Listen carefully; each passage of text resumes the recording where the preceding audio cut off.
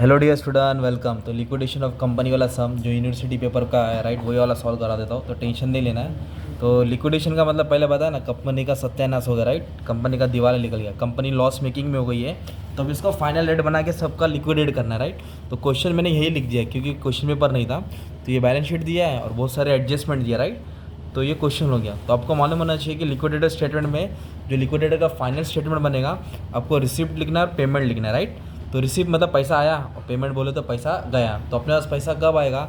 जब अपन कुछ चीज़ बेचेंगे। तो सबसे पहले देखो कैश या बैंक है क्या, तो अपने पास क्या दिया है? कैश बैंक दिया है, राइट। तो सबसे पहले इसको लिखने का, क्योंकि ये अपना रोकड़ा है, इसको थोड़ी छोड़ेंगे। तो कितना कैश है अपने पास? 3 लाख। तो 3 लाख यहाँ लिख दिया, सिंपल।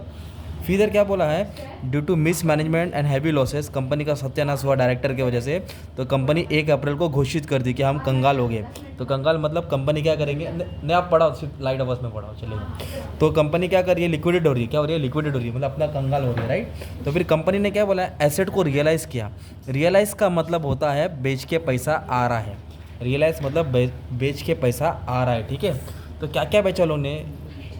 मतलब फ्रूट थोड़ी बेचा है, लैंड बिल्डिंग फर्नीचर स्टॉक है ना, चूड़ा चकली नहीं बेचा, ये अपने एसेट बेचे। तो ये पूरे बेच के आपको यहाँ लिखना है रिसिप्ट में, राइट। तो नाम लिखा मैंने इधर। तो लैंड बिल्डिंग कितने का बेचा? 24 लाख। तो लैंड बिल्डिंग में कितना लिखेंगे? 24 लाख। फर्नीचर कितने का बेचा? 4 लाख। तो डेबिट में आएगा क्योंकि रिसिप्ट साइड होता है। और स्टॉक कितने का बेचा? 11 लाख। तो 11 लाख बेचा। और डेटर्स कितने का बेचा? 8 लाख। तो कुल मिला के 47 लाख उनके पास आया है। कितना आया? 47 लाख। तो ये पैसा कहाँ लिखेंगे अपन? रिसिप्ट में लिखेंगे, क्योंकि ये पैसा आ रहा है उनके पास। कहाँ से आया? उन लोगों ने बेच के आया। तो 3 लाख रोकड़ा था और 47 लाख आया, मतलब उनके पास टोटल 50 लाख रुपया। तो 50 लाख का पार्टी करेगा क्या? नहीं, इनको पेमेंट करना है। तो लिक्विडेशन एक्सपेंस देना है, जो लिक्विडेटर बंदा है उसको रेम्यूनरेशन देना है। फिर डिबेंचर बोले तो कर्जा देना है, फिर उसका इंटरेस्ट देना है।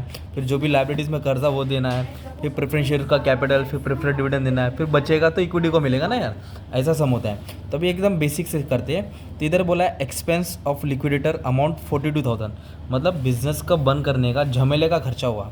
कितना खर्चा हुआ? 42,000। And it is an expense, an expense must be paid, okay. तो पेमेंट में आएगा लिक्विडेशन एक्सपेंस। कितना अमाउंट पे किया? 42। तो ये हो गया, इधर तुमको 1 मार्क मिल गया, सिंपल।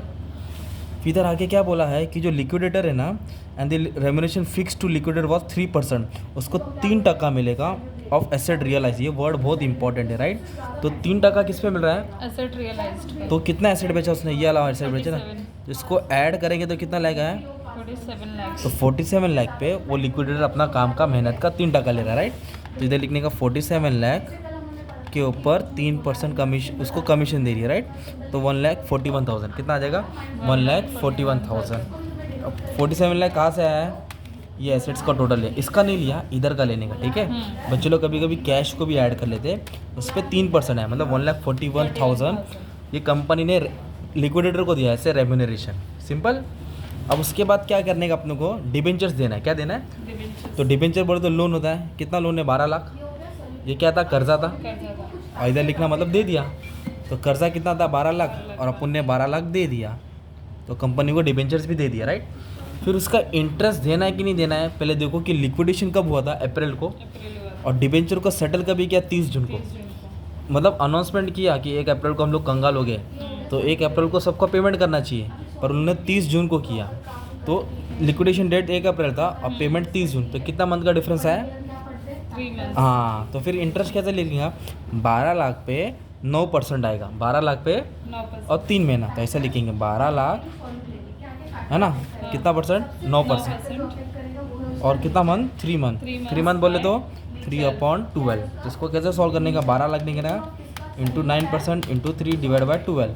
तो कितना है? 27,000। कितना है? 27,000। तो डिबेंचर का अमाउंट कितना देने का था? 12 लाख। डिबेंचर का अमाउंट कितना देने का था? तो अपन ने 12 लाख भी दिया प्लस इंटरेस्ट भी दिया। कितना इंटरेस्ट था? 27,000। सीधे लिखेंगे डिबेंचर इंटरेस्ट। क्या लिखेंगे? 27,000, सिंपल। फिर लाइबिलिटी में जितना भी करता है ना, सबको सेटल करना है। तो क्रेडिटर्स भी दे दो, आउटस्टैंडिंग सैलरी भी दे दो। तो क्रेडिटर्स कितना है? 14 लाख है, और 2 लाख ये कर्जा था, और इधर पेमेंट में डाल दिया, मतलब पे कर दिया। तो इधर लिखेंगे क्रेडिटर्स। क्या लिखेंगे? क्रेडिटर्स। और इधर लिखेंगे आउटस्टैंडिंग सैलरी। सब लाइबिलिटी सेटल करना पड़ता है। तो 14 लाख, 2 लाख, इधर लिख दिया 14 लाख, 2 लाख। इधर लिख दिया 2 लाख। ये हमने क्या कर दिया? रिपे कर दिया, मतलब पेड कर दिया। सब सर से बोझ हटा दिया। फिर सबको देने के बाद फिर घर वाला बंदा बाहर आएगा जो है प्रेफरेंस शेयर होल्डर, जो टेम्पररी मालिक है, तो उसका भी देना है। तो उसका कितना है, 16 लाख है। कितना उसका, 16 लाख। तो इधर लिखेंगे बाय प्रेफरेंस शेयर कैपिटल या redemption of preference share capital 16 lakh, 16 lakhs. मतलब प्रेफरेंस शेयर का पैसा भी रिटर्न करना है। ओके, फिर उसके ऊपर जब भी प्रेफरेंस शेयर लिखेंगे ना तो प्रेफरेंस डिविडेंड भी निकालना पड़ेगा। क्या निकालना पड़ेगा, Preference तो dividend. डिपेंड करता है कि एडजस्टमेंट में क्या बोला है। तो preference dividend was in arrear, मतलब बाकी था, कितना साल का बाकी था, 2 साल का, तो वो भी सेटल किया। सेटल मतलब पेड किया। तो प्रेफरेंस डिविडेंड का अमाउंट कैसे निकालेंगे, कितना अमाउंट है ये, 16 लाख, और कितना टका है, 10 टका। 10%. तो ऐसे लिखने का 16 लाख के ऊपर 10 टका, और कितना साल, 2 साल, नहीं हाँ, तो 2 साल लिखने का, 2 लिखने का, 2 years. ईयर्स लिखने का, मंथ नहीं आएगा इसमें, मंथ डिबेंचर में आएगा क्योंकि मंथ था वो, या अक्खा साल। तो 16 लाख का 10% 1,60,000 हो गया, इंटू 2 मतलब 3,20,000, कितना हो गया, 3,20,000। तो 16 लाख तो देना ही है, जैसे 6 पानी पूरी उसके ऊपर एक सुक्का दे दिया ना, तो 3,20,000 अपना क्या हो गया, डिविडेंड दे दिया, राइट। तो preference share capital with dividend pay कर दिया। फिर जो भी बचेगा, अब जो भी बचेगा वो कौन लेके जाएगा, इक्विटी शेयर होल्डर लेके जाएगा। तो पहले देखेंगे ज़्यादा कौन सा, ये तो 50 पेटी है, अब इसको फटाक से जोड़ना पड़ेगा, राइट। तो कैसे है, 16 लाख, 3,20,000, 2 लाख, 14 लाख, 270, 27, 12 लाख, 14 लाख 10,000, नहीं 14 lakh. 1,41,000 है, सॉरी गलत रीड किया, 42। अब इधर ना ये ज़्यादा है, तो ये 50 लाख है, कितना ये 50 लाख।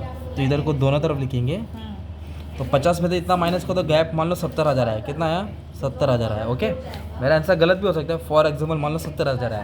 ये क्या करेंगे, रिटर्न क्या लिखेंगे, रिटर्न टू किसको मिलेगा, Equity shares. हाँ इक्विटी शेयर होल्डर को मिलेगा। किसको मिलेगा, Equity shareholders. Equity share holder को। जो बिजनेस था उसका, उन लोगों ने 32 लाख लगाया था, बिजनेस सत्यानाश होने के बाद उनको सिर्फ 70,000 मिलेगा, 70,000। तो ऐसा सम सॉल्व करने का था, लिक्विडेशन का सम। ये तुम्हारा बोर्ड का पेपर का सम है, लेटेस्ट ओके। डेविड भाई का सम है, डेविड की कंपनी लॉस में गई, बस में एडजस्टमेंट था, और तुम्हारे सर ने एकदम अच्छा खासा इधर सॉल्व कर दिया, ठीक है। चलो thank you very much and all the best for your exam, thank you. मस्त हो गया ना। अब इसको क्या करने का, अपन को कौन सा वाला ले लूँ, यही वाला ले लूँ, चल। जो सब्सटेंस के पास सिमिलर